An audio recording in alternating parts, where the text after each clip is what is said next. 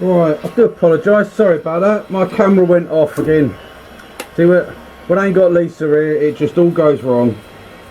She normally watches me camera and does all the camera work, and as soon as she's not here, it just goes wrong for me.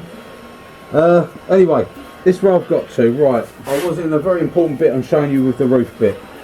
Well, I got that done, and that's a lovely clean fit. That is just straight off the Carbide tool. Now I know the camera went off and people probably won't believe it, but I have prepared. I'm going to show you that cut. I'm going to pop this in the chuck in a minute, this bit of wood, because I want to show you that cut, how to do that cut that I was just explaining on. Right, first off, where I've got to, I've taken this down to the size I want. Now I've left this like this. It might look a bit funny, but that's because the size of my wood, once it was rounded, is only that diameter, and I want a bit more overhang on my roof than that. So what I've done is I've just done that bit. Once that's all glued on and I've trimmed this around the side, you're not going to know, it's just going to be there. It's only to hang outside, but it's just how you can overcome little problems if you need it. You know, that to me, if that had been out there, I would have only had that much overhang and it wouldn't have been enough. So I wanted to get a bit more. So anyway, this is where we're at. I've taken this down to the size. Now I've got, because this is got a really nasty knot here. It's got a big crack through it, and it's so hard. And I've got another one here that's got a crack. So I'm going to see how they go when I hollow out. I don't know what's going to happen with the piece, but first off, while it's still fresh with us, I'm going to quickly just take this off. Right, and I'm going to mount this piece up. Hopefully this is going to fit in this chuck jaw. No, right, okay. Well, I'm going to take this chuck off. I could have left my piece in it, couldn't I? It would save me recentering that up, but never mind. We'll get there. Alright, let's pop another chuck on.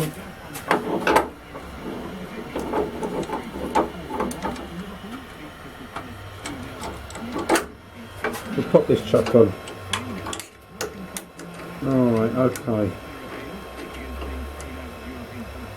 Right, now then. Right, this is just another bit, the same sort of wood, soft wood. Okay. And where we was on our round chisel. We're in here. Like this. Okay, let's keep going. Like I said, we're coming down, we're doing this bit of hollowing, this bit of shaping. Sorry, not hollowing, shaping.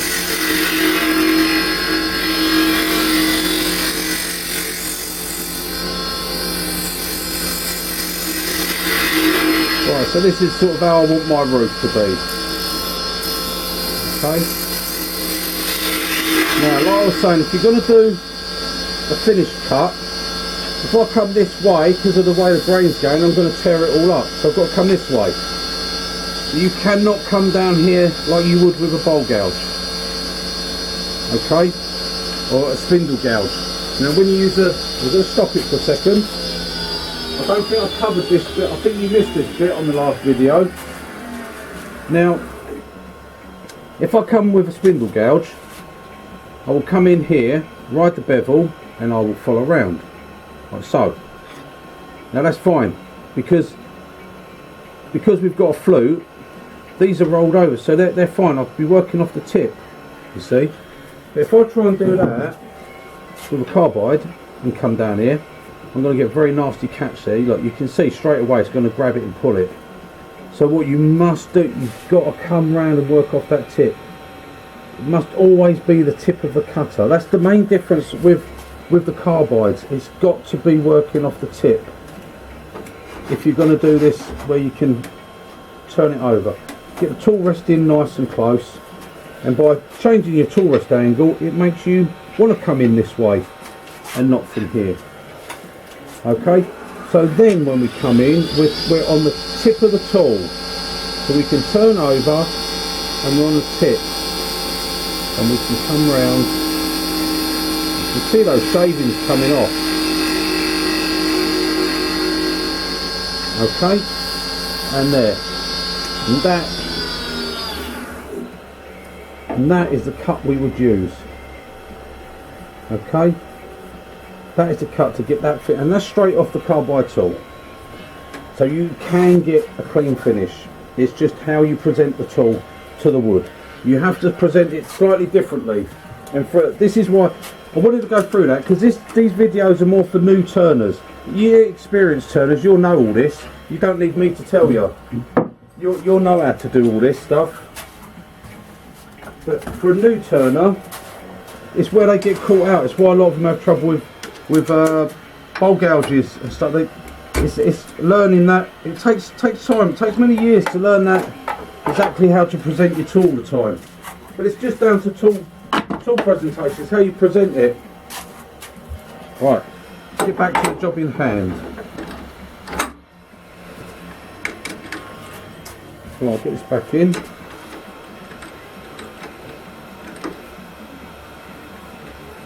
Sorry if I ramble on a bit too much on things, but I just want to make sure I do get quite a few people that ask these questions. So it's just getting them to understand what I'm talking about. Right, now, for hollowing this, easiest way I'm finding, I'm still recording, yeah, right. Now, especially for new turners, easiest way is put your chuck in with a drill bit, drill a little hole first. A lot of the time I won't bother, but I was asked to, if you haven't got a chuck, to be perfectly honest, I should say, I would get one. It really does help, okay? And all we have to do is wind it in. I've already put a mark on here of where I've got to go down to.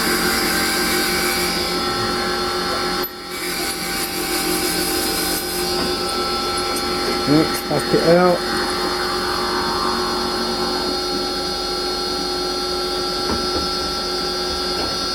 Take that off, push it in. Now you can do it, because it's not got to be I'm not got to be over accurate, so I can do it by just gently pushing the tool rest, cleaning as I go. It's getting a bit hard down the bottom, so I'm going to lock it and I'm going to just turn it in. You don't want no noise, that's the thing you don't want. You don't want any screeching, that's not good. That means your bit's getting too hot. Right, so we've got a depth hole. That gives us the depth we want to go to. It makes it a little bit easier when you're hollowing. Okay?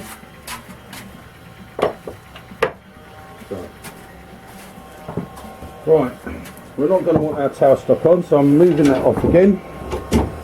I don't want to hurt myself on that. Best to take it off if you can, just gets in the way otherwise. Right, so now then, bring this in, get my tool rest round, and we're just going to go straight in and start hollowing. Okay, now you haven't got a lot of room for doing all this swinging the tool around, so I'm in the camera stand anyway. Swinging the tool around, and most of this, it's not going to be seen, so we're not overly worried about the finish on this. We just want to get it hollowed, okay?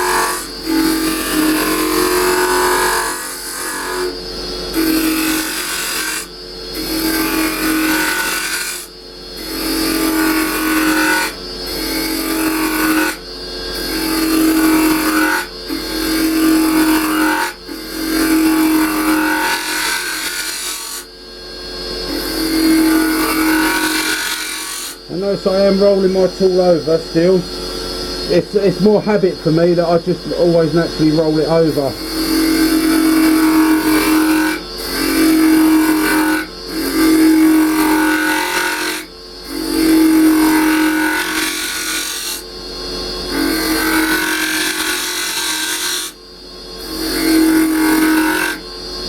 Trouble over there is I can't see.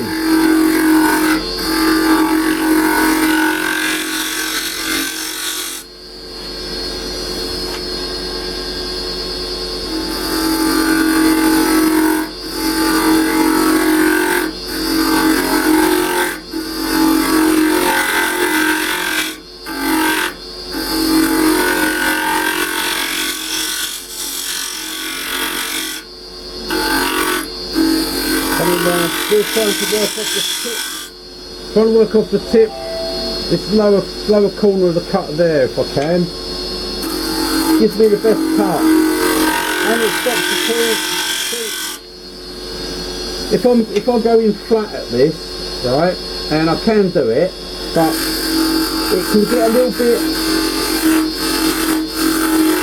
because I'm overhanging that much. It's not great, but it can get a little bit grabby when you're overhanging, and you tend to not have as much control. But if you roll the tool over, there's no grab. It doesn't grab at all. If you work off the tip of the cutter, there's no grabbing.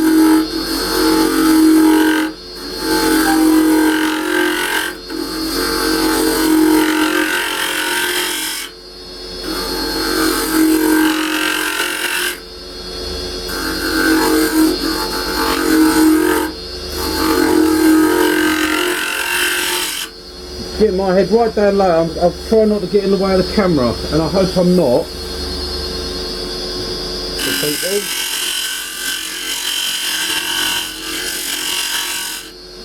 I've got a camera leg in the way, which is around there. Right, now I'm going to stop for a second because I just want to check how. Right, yeah, I'm just getting through into that. Look, it's just going to start coming through. So I'm not going to go overly thin because, like I said, I've got a pretty bad knot down there. I'm nearly down to the depth that I want to be. Only got a little way to go. And in all honesty, we've got quite a nice finish in there, considering the type of wood it is. But we're going to carry on, go a little bit further because we're nearly through. Right.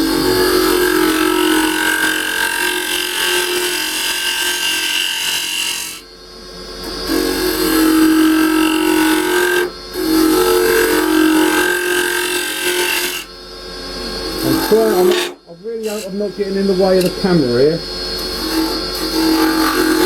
Right, now it's going to start to get a bit noisy because I'm getting down. Yeah, and look, you see that little bit of grabbing there? That's because I'm a bit flat with the tool because I'm trying to get through that knot.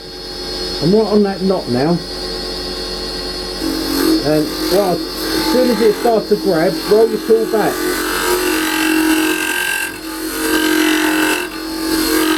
Right, all I'm going to try and do now is clean up the side.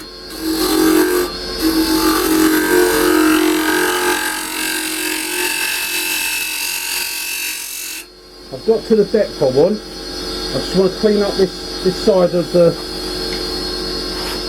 inside of it, up the side there.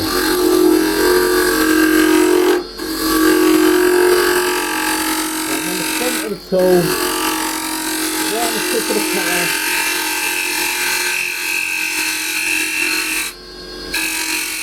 Bit noisy, but that's because the walls are thin.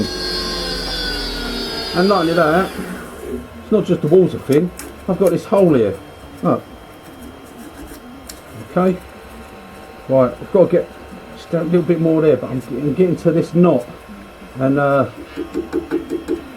it's not very nice, that knot. I've got a lovely clean finish inside here. So, right, I'm going to try and just see if I can get in a little bit more on this side. Okay. Just see if we can get in a little bit more on the side here. Final, famous last saying, that just a little little bit more. Yeah, you can hear it. It doesn't like that knot. I don't like that knot.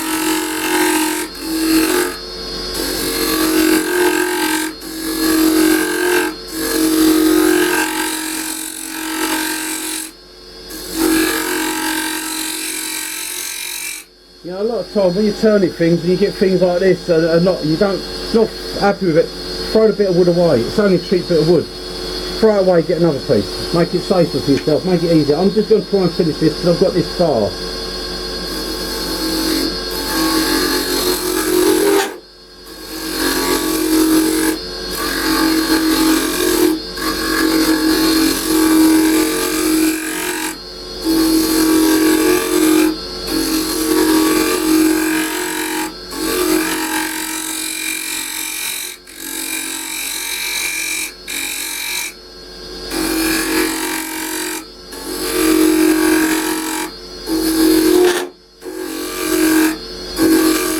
Every time I come on that knot,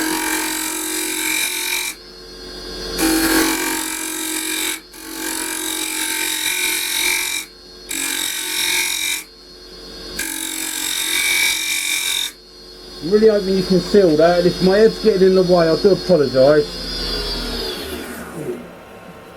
You know, if Lisa was here, she'd tell me. Right.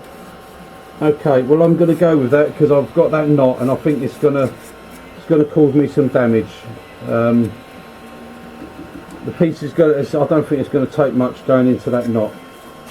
Right, so that's where I want to be. We've got a nice clean finish in there. I'm not sanding the inside anyway, other than there's nothing's going to live in there apart from a few spiders, I suppose. Right, so anyway, you get the gist of the hollowing. If it weren't for that knot, it would be a lot nicer and a lot easier to do. I don't want to take this too thin because I want to reverse chuck. I want to turn this around. I'm going to put the chuck on the inside so I can finish that bottom. Okay, so I'm going to do that now.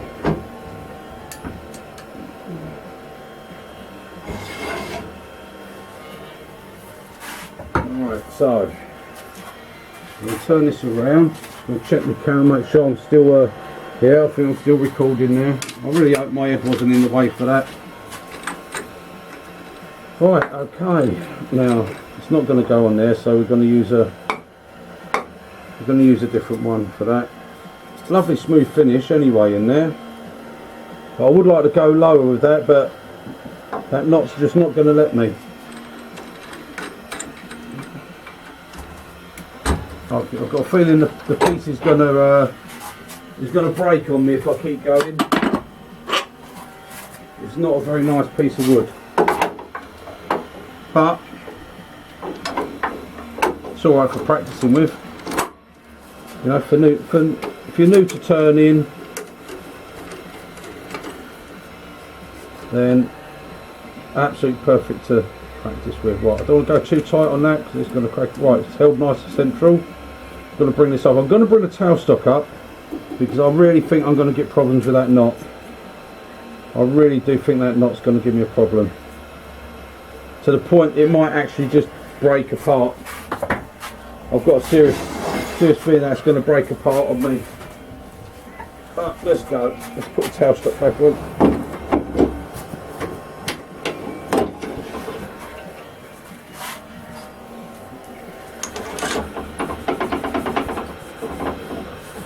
And give myself a bit of room. I'm going to wind it out a little bit. If I wind it out, that gives me a bit more room here. Get me tall resting where I want it. Okay, that's where I want to be. Nothing's hitting. I'm going to come in here and take this off. See how we go. See how it all works. Got the round, no, I've got the square in my hand. I don't have the round. Got the round one in my hand. I'm going to use the round one first.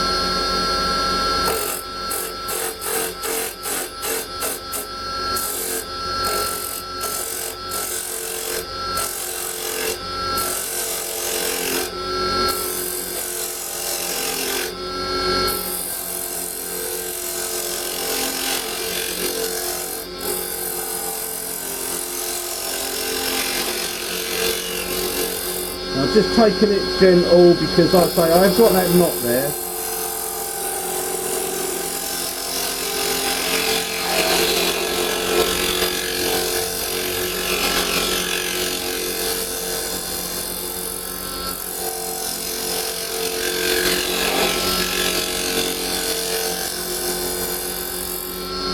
Now at this point I am using the cutter just flat because like I say, I'm just getting this down.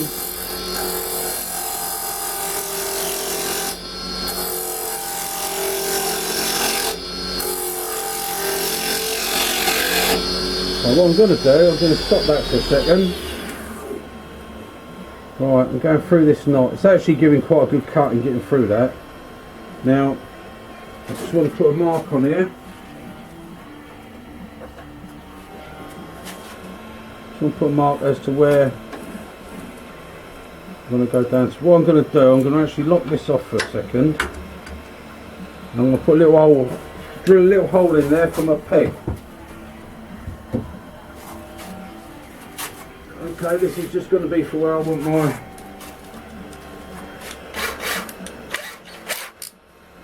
want the perch to go. I'm going to get that sort of central.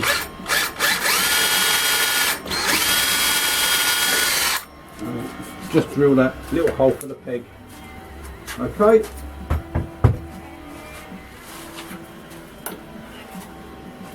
Right, unlock it. Don't want to turn it on while it's locked. Right, I'm just going to come up to there. There's a crack that goes right through that knot there. So we will see.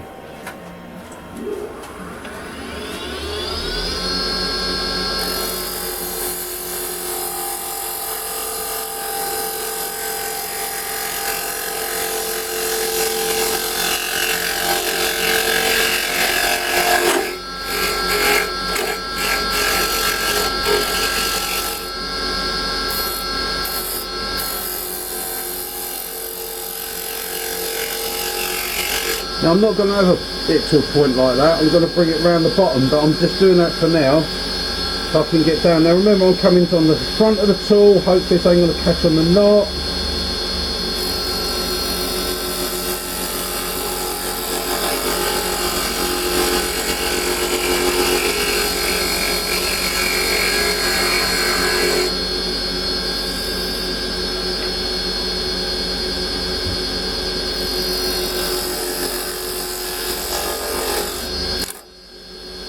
Yeah, kick back. That's that knot's there.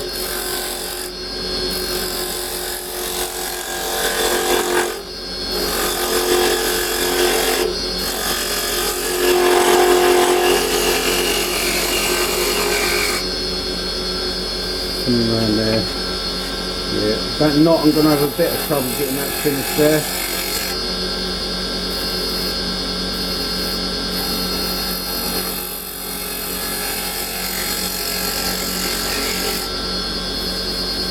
I've got a pretty smooth finish. Let's have a look. Yes, it's this knot. It's real crap going right through it. So what I'm going to hopefully take that off and just round that bottom over. I just want to get that bottom rounded over now. So we'll take this off. Spin this round a bit. Come in here. Okay.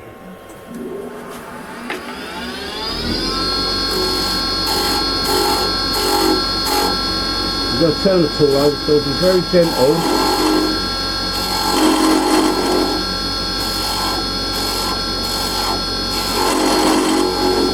So I said I'm on the, it's holding the internal with that, so let's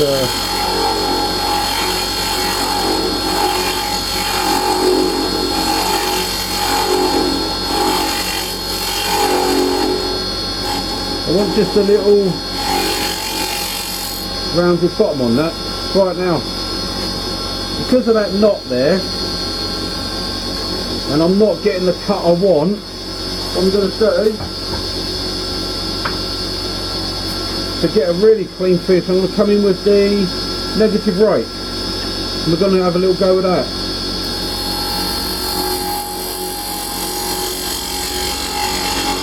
a lot less aggressive.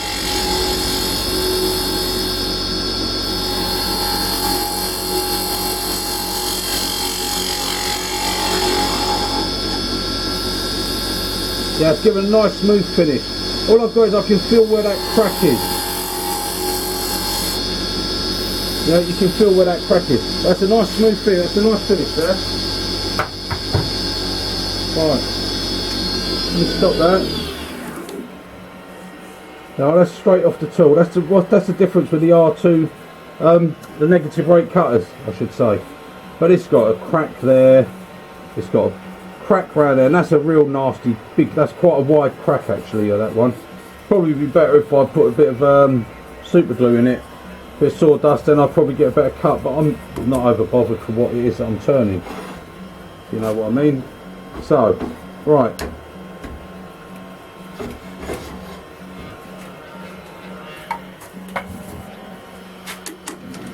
So I'll take that off of there. That's all hollowed out. I'll put my lid on. That will glue on. And that's what I actually want. Is that? I'll glue that on. You can have a screw eye going in the top, and that will be hanging. Now I haven't bothered to do no sanding. I'm not going to sand it because I don't need it sanded. I wasn't doing this to do a finish, but I was doing this more to show you how to use your chisels, and that's on a bad bit of wood as well.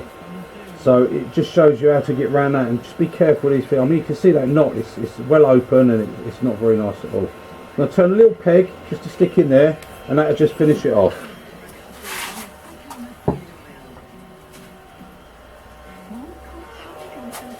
Well, I've got a little bit of wood here. I think that's going to fit in there. I'll pop it in those jaws like that. It's just a square piece of wood, slightly out of balance, out of line, but never mind, because we're going to rough that, so that's going to come in. That's going to be all right. I'm going to be putting my tool rest in here like this. Make sure nothing's hitting, nice and close. Alright, pull my tool rest back a bit, my towel stock back a bit. Get these works right. I don't normally have to say what they are.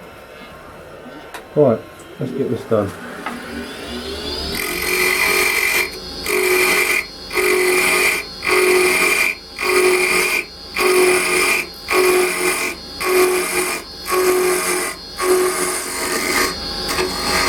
Roll my tool over.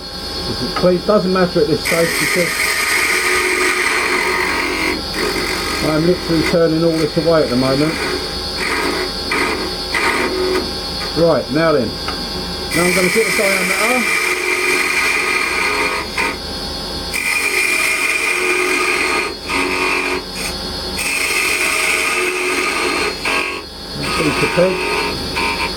Now, what I'm going to do, I'm going to bring my birdhouse in.